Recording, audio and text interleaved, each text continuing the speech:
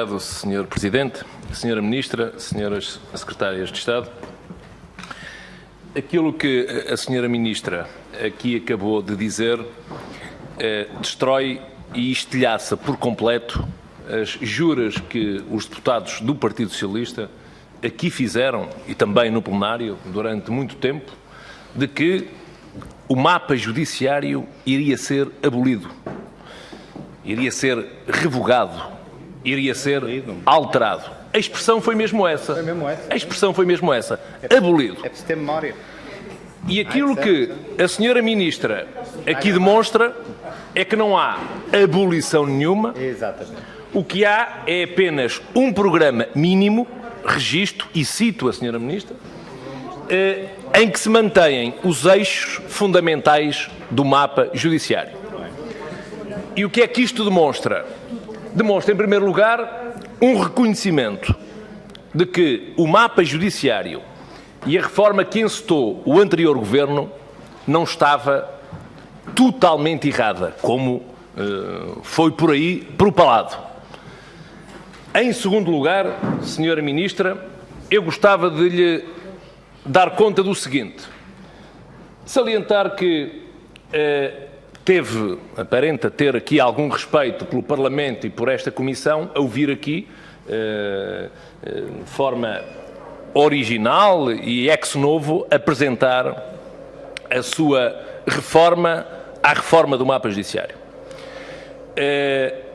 Isto é importante para os deputados da primeira Comissão, é importante para o Parlamento, mas levanta aqui uma questão. Segundo sabemos, esta proposta não foi ainda a Conselho de Ministros, não foi discutida em Conselho de Ministros, não foi votada em Conselho de Ministros. Não sabemos, portanto, se quaisquer alterações que aqui possamos discutir e introduzir, ou mesmo se não introduzirmos nenhuma, se a proposta que a Sra. Ministra leva a Conselho de Ministros pode ou não pode vir a ser alterada. Portanto, nós não sabemos se estamos a discutir a versão definitiva ou se estamos aqui a poder estar a discutir algo que pode vir a ser alterado pela opinião de um ministro, de vários ministros ou do Sr. Primeiro-Ministro. A não ser que eles não tenham opinião, pode acontecer, não é? Esta proposta é, sem dúvida, melhor do que aquela que há 6 anos o governo do PS se preparava para desencadear, com o encerramento de 39 tribunais. O estudo desenhava isso mesmo, mas é pior, muito pior, do que aquela que há 6 meses o governo anunciou. E é pior porquê? Porque aquilo que o governo veio dizer, Sra. Ministra, é que iria reabrir tribunais. Mas reabrir tribunais não pode ter apenas o significado semântico e literal da expressão reabrir. Reabrir tribunais não é abrir a porta da rua e manter as portas do interior dos tribunais encerradas. Porque, porventura, é isso que vai acontecer com aqueles tribunais que a Sra. Ministra diz que vai reabrir, com umas pequenas nuances.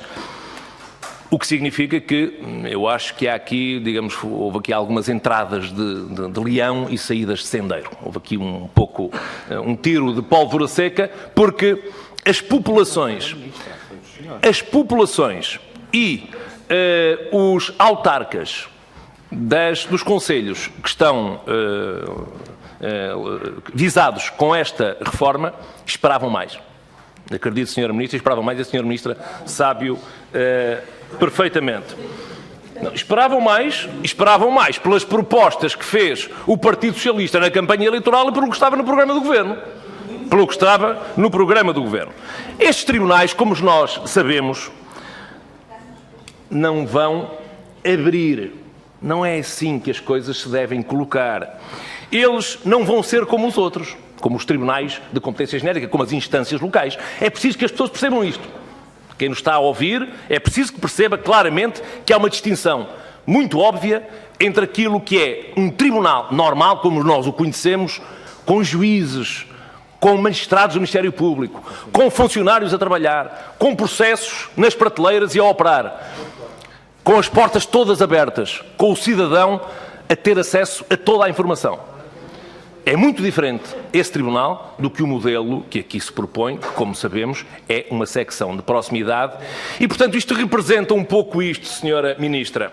Eu acho que o Governo, apesar de ceder aqui um bocadinho a tentações já eleitoralistas, não me leva a mal que eu lhe diga isto, cedeu a essas tentações, mas não teve a coragem suficiente para reabrir os tribunais efetivamente. Não teve essa coragem. Porque não teve a coragem, porque sabe que aquilo que foi feito pelo anterior Governo, porventura, tinha que ser feito. Sabe isso.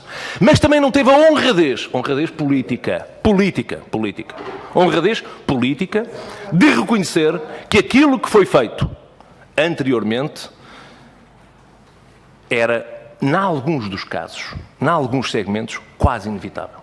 Isto é o que resulta daquilo que a Senhora Ministra, não me leva a mal que lhe diga, aqui acabou de dizer. E, portanto, eu não direi que há aqui uma maquilhagem política, mas há aqui algo que não está dito com toda a franqueza e com toda a abertura. Não está. Estas populações vão ter apenas um guichê, vão ter apenas um posto para entregar documentos, sendo certo que a maioria dos documentos hoje passa por via digital. Isto é quanto ao conteúdo, Sra. Ministra.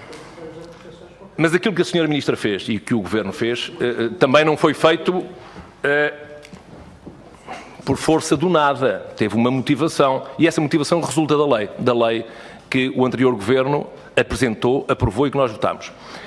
E a lei do apoio judiciário é 30 e não sei agora o número, mas pouco interessa, é 2013, que, exatamente, essa lei diz no artigo 90, número 3, que o Ministério da Justiça, portanto o Governo, deveria monitorizar com o Conselho Superior da Magistratura e com a Procuradoria-Geral da República a evolução dos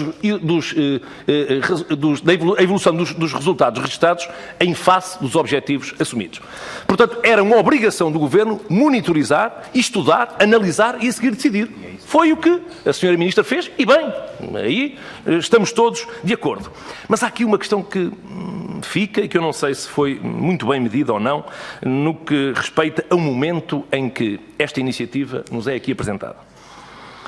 Esta proposta vai ter que ser aprovada em Conselho de Ministros. Vai ter que dar entrada na Assembleia da República. Tem de ser discutida na generalidade e na especialidade. Têm de ser ouvidas todas as entidades cuja audição é obrigatória. Tem de seguir a tramitação própria de todo o processo legislativo, até ser aprovada em votação final global. Tem de ser sujeita à redação final, tem de ser promulgada pelo Presidente da República e tem que ser publicada no Diário da República. A Sra. Ministra disse em tempos que iria apresentar esta proposta em abril, demorou um pouco mais, não é aí que está o problema, mas que pretendia que esta proposta entrasse em vigor no dia 1 de setembro de 2016. Há aqui uma pergunta que é sacramental e que eu gostaria de lhe colocar para obter a sua resposta. Acha que é execuível que tudo isto possa ser feito a tempo de a lei entrar em vigor no início do ano judicial? E já agora, porque é que há alguns tribunais, eu não sei se foi a Sra. Ministra que eu disse aqui ou se foi algo que eu li hoje, porque é que alguns tribunais vão reabrir, entre aspas, a porta do fundo ou a porta de baixo, vai reabrir salvo erro, em janeiro e outros, ou em setembro e outros em janeiro? Porque é que uns é num primeiro momento e outros é num segundo momento? O que é que justifica esta distensão?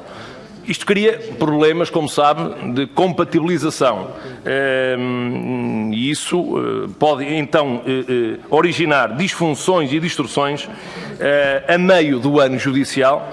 E eu sei bem que a Sra. Ministra não quer fazer como o seu colega de Educação, que introduziu essas distorções a meio do ano escolar. A Sra. Ministra não vai introduzi-las a meio do ano judicial. E, portanto, é preciso também precavermos essa concreta questão. Eu não lhe vou colocar mais nenhuma questão, Sra. Ministra, porque o foco desta audição foi colocado pelo próprio Governo, por Vossa Excelência, no mapa judiciário. Tinha muitas outras para lhe colocar, mas deixaremos isto ou para uma outra audição ou para uma segunda ronda que poderemos fazer. Muito obrigado.